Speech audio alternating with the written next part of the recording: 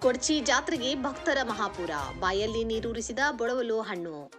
ಬೆಳಗಾವಿ ಜಿಲ್ಲೆ ರಾಮದುರ್ಗ ಪೌರಾಣಿಕ ಹಿನ್ನೆಲೆ ಹೊಂದಿದ್ದ ತಾಲೂಕಿನ ಗೊಡ್ಚಿ ವೀರಭದ್ರೇಶ್ವರ ರಥೋತ್ಸವ ಗುರುವಾರ ಅಪಾರ ಭಕ್ತ ಸಮೂಹದ ಮಧ್ಯೆ ವೈಭವದಿಂದ ನೆರವೇರಿತು.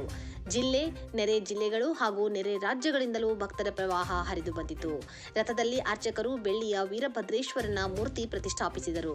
ಪುರುವಂತರ ವೀರಗಾಸೆಯೊಂದಿಗೆ ಪೂಜೆ ಆರಂಭಗೊಂಡು ರಥೋತ್ಸವಕ್ಕೆ ಚಾಲನೆ ನೀಡಲಾಯಿತು.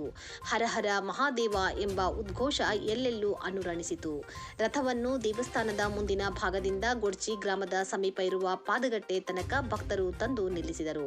ಅಲ್ಲಿಂದ ಮರಳಿದ ರಥವು ದೇವಸ್ಥಾನ ತಲುಪುವ ವೇಳೆ ಗ್ರಾಮದಲ್ಲಿ ಸಂಜೆಯ ಬೀದಿ ದೀಪಗಳು ಬೆಳಗಿದವು. ಚಲಿಸುತ್ತಿದ್ದ ರಥಕ್ಕೆ ಭಕ್ತರು ಉತ್ತತ್ತಿ, ಬಾಳೆಹಣ್ಣು ಮತ್ತು ಬೆಂಡು ಬೆತ್ತಾಸು ಎರಚಿ ಹರಕೆ ತೀರಿಸಿದರು. ಕಾಲು ನಡಿಗೆಯ ಜಾತ್ರೆ. ಗೊಡಚಿ ಜಾತ್ರೆಯಲ್ಲಿ ಪಾಲ್ಗೊಳ್ಳಲು ದೂರದ ಊರುಗಳಿಂದ ಸಾಕಷ್ಟು ಜನ ವಾಹನ, ಚಕ್ಕಡಿ, ಬಂಡಿಗಳಲ್ಲಿ ಬಂದು ಸೇರುತ್ತಾರೆ. ದೇವರಿಗೆ ಹರಕೆ ತೀರಿಸುವ ಜನ ಮಾತ್ರ ದೂರದ ಊರುಗಳಿಂದಲೂ ನಡೆದುಕೊಂಡೇ ಬರುವುದು ಇಲ್ಲಿ ಸಂಪ್ರದಾಯವಾಗಿದೆ. ಕಾಲು ನಡಿಗೆಯಲ್ಲಿ ಆಗಮಿಸುವ ಭಕ್ತರ ದಣಿವು ಆರಿಸಿಕೊಳ್ಳಲು ಕೆಲ ಸಂಘ ಸಂಸ್ಥೆಗಳು ಮತ್ತು ಭಕ್ತರು ಕಾಲು ನಡಿಗೆಯ ಭಕ್ತರಿಗೆ ದಾರಿಯುದ್ದಕ್ಕೂ ಅಲ್ಪೋಪಹಾರದ ವ್ಯವಸ್ಥೆ ಮಾಡಿರುವುದು ಎಲ್ಲರಿಗೂ ಮೆಚ್ಚುಗೆಯಾಯಿತು. ಲಕ್ಷಾಂತರ ಭಕ್ತರ ಭಕ್ತಿ ಭಾವದ ಮಧ್ಯದಲ್ಲಿ ಗುರುವಾರ ಸಂಜೆ ವೇಳೆಗೆ ವೀರಭದ್ರೇಶ್ವರ ರಥೋತ್ಸವ ವಿಜೃಂಭಣೆಯಿಂದ ಜರುಗಿತು. ನೀರು ಉರಿಸಿದ ಬೊಳವಲು ಹಣ್ಣು. ಗೊಡ್ಚಿ ವೀರಭದ್ರೇಶ್ವರ ಜಾತ್ರೆಯಲ್ಲಿ ಬೊಳವಲು ಹಣ್ಣು ಹೆಚ್ಚು ಪ್ರಸಿದ್ಧ. ಈ ಜಾತ್ರೆಯಲ್ಲಿ ಮಾತ್ರ ಈ ಹಣ್ಣು ಸಿಗುವ ಕಾರಣ ಬೊಳವಲು ಜಾತ್ರೆ ಎಂದೂ ಪ್ರಸಿದ್ಧವಾಗಿದೆ.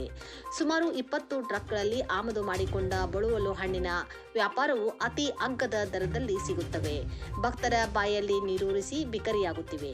ಕಚ್ಚಾ ಕಾಯಿಗಳನ್ನು ಇಳಿಸುವ ಮತ್ತು ಸಾಗಾಟ ಮಾಡುವ ವೆಚ್ಚವು ಲಾಭದಲ್ಲಿ ಸಮ ಹೊಂದುತ್ತದೆ. ಹೆಚ್ಚಿನ ಲಾಭವಿಲ್ಲ. ಬಾಡಿಗೆ ಬಿದ್ದಿರುವ ಬೊಳವಲು ಹಣ್ಣನ್ನು ಹಾವೇರಿ ಮತ್ತು ಶಿಗ್ಗಾವಿಯಿಂದ ತಂದು ಮಾರಬೇಕಾಗುತ್ತದೆ ಎಂಬುದು ವ್ಯಾಪಾರಿ ದುರ್ಗಪ್ಪ ಇಟಗಿ ಅಭಿಮತ.